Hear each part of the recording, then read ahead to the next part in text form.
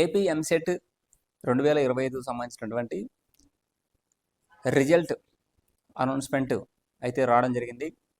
ఇదివరకే మనము response sheet చూసుకుంటాం, తక్కువ స్కోరు ఒక 35, 38, 40, 45 అట్లా వచ్చింటాయి.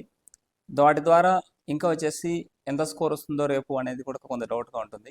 ర్యాంక్ ఎంత వస్తుందో, వెయిటేజ్ ఎప్పుడు వస్తుందో, రిజల్ట్ ఎప్పుడు వస్తాయో, కౌన్సిలింగ్ ఎప్పుడు జరుగుతుందో, అసలు నాకు సీట్ వస్తుందో రాదో, ఇలాంటి సందేహాలన్నిటికీ సమాధానంగా రిజల్ట్ డేటు జూన్ 14న ఇవ్వడం జరిగింది.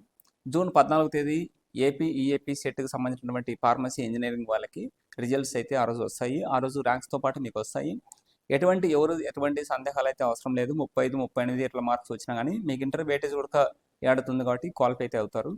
బట్ మీకు సిఎస్సి లాంటి ఈసీ లాంటి బ్రాంచ్ కావాల్సి ఉంటే కొంతవరకు రాజీ పడాల్సి ఉంటుంది, తక్కువ మార్క్స్ వచ్చిన వాళ్ళు. సో అందరికీ సీట్ వచ్చే అవకాశం అయితే ఉంటుంది. ఎవరు ఎటువంటిది ఆలోచన అయితే అవసరం ఉండదు.